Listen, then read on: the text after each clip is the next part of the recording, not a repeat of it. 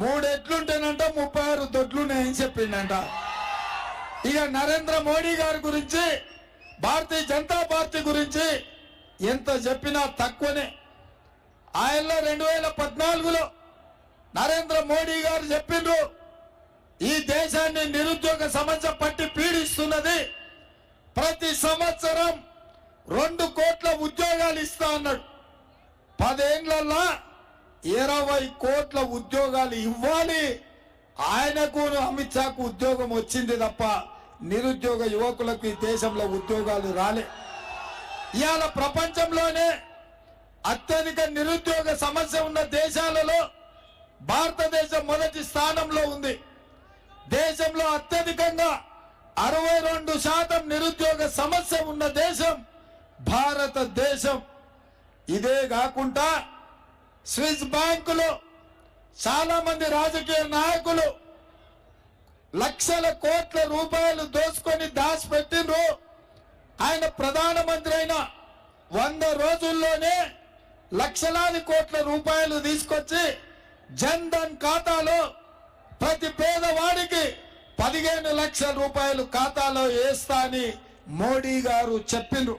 నేను అడుగుతున్నా, మీకు ఎవరికైనా 15 లక్షలు వచ్చినాయా? 15,000 అన్న వచ్చినాయా? 15 రూపాయలన్న వచ్చినాయా?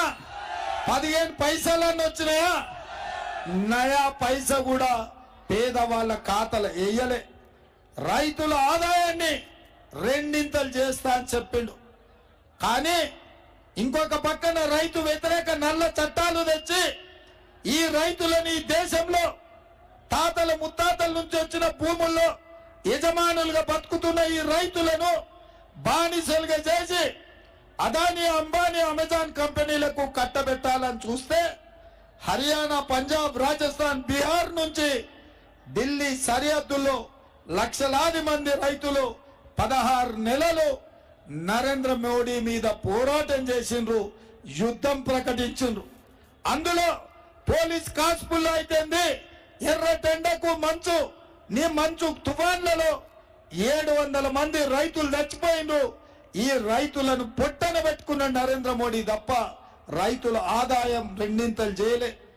ఇదొక పక్కన పెడితే ఆనాడు సోనియా గాంధీ తెలంగాణ రాష్ట్రం ఇవ్వడమే కాదు, తెలంగాణ రాష్ట్రాన్ని అభివృద్ధి చెయ్యాలంటే బయ్యారం ఉక్కు కర్మాగారం ఖమ్మం జిల్లాకి ఇచ్చింది. కానీ నరేంద్ర మోడీ దాన్ని మొత్తం సర్వనాశనం చేసిండు. వరంగల్ జిల్లాకు రైల్వే కోచ్ ఫ్యాక్టరీ ఇచ్చింది, మా కార్మికులకు ఉద్యోగ ఉపాధి అవకాశాలు ఇయ్యనికే. అది కూడా నరేంద్ర మోడీ మనకు ముందుకు సాగనీయలే. అదే విధంగా రంగారెడ్డి జిల్లాలో ITIR కారిడార్ ఇచ్చి 1000 కోట్ల రూపాయల IT కంపెనీల్లో పెట్టుబడులు తెచ్చి లక్షలాది ఉద్యోగాలు ఇవ్వాలంటే దాన్ని కూడా రద్దు చేసిండు. మా పాలమూరు జిల్లాకు పాలమూరు రంగారెడ్డి ఎత్తిపోతల జాతీయ ప్రాజెక్టును ఇస్తే దాన్ని కూడా రద్దు చేసి పాలమూరు రంగారెడ్డి జిల్లా రైతుల నోట్లో మట్టి కొట్టిండు. మన గిరిజన విద్యార్థులు చదువుకోవడానికి గిరిజన యూనివర్సిటీ ఇస్తే అది గాలికి పోయింది. IIM మెదక్కిస్తే అది ఇంతవరకు రానే లేదు. IIT నల్గొండకిస్తే అది కూడా అక్కడనే కాకెత్తుకపోయింది. మరి ఏమిచ్చిండయా నరేంద్ర మోడీ? ఏమిచ్చిండు మనకు? 10 ఏళ్లలో మోడీ ఏమిచ్చిండు? గాడిద గుడ్డిచ్చిండు. ఏమిచ్చిండు? నేను అడిగినప్పుడల్లా మీరు ఇది చెప్పాలి. బయ్యారం ఉక్కు కర్మాగారం అడిగితే మోడీ మనకేమిచ్చిండు? కాజీపేట రైల్వే కోచ్ ఫ్యాక్టరీ అడిగితే మోడీ మనకేమిచ్చిండు? ITIR కారిడార్ అడిగితే మోడీ మనకేమిచ్చిండు? పాలమూరు రంగారెడ్డి ఎత్తిపోతల ప్రాజెక్టు జాతీయ హోదా అడిగితే మోడీ మనకేమిచ్చిండు? గిరిజన యూనివర్సిటీ అడిగితే మోడీ ఏమిచ్చిండు? IIM అడిగితే మోడీ మనకేమిచ్చిండు? IIT మనం అడిగితే మోడీ మనకేమిచ్చిండు? మరి నేను మిమ్మల్ని అందరిని అడుగుతున్న మిత్రులారా, మన గాడిద గుడ్డి ఇచ్చిన మోడీకి ఏం చేద్దామో మీరు ఒక్కసారి చెప్పండి. బాయ్ బాయ్ చెప్పాల్సిందే కదా. ఆనాడు డిసెంబర్లో కేసీఆర్ కు బాయ్ బాయ్ చెప్పారు. ఈనాడు మేలో మోడీకి బాయ్ బాయ్ చెప్పాలి. ఇప్పుడు బీజేపీ ఏం తెచ్చిందంటే గాడిద గుడ్డ అని మీరు అనాలి. మోడీ ఏమిచ్చిందంటే గాడిద గుడ్డ అని మీరు అనాలి. అందరు సిద్ధమేనా? సిద్ధమేనా?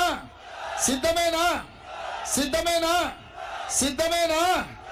బీజేపీ ఏమిచ్చింది? మోడీ ఏం తెచ్చిండు? బీజేపీ ఏమిచ్చింది?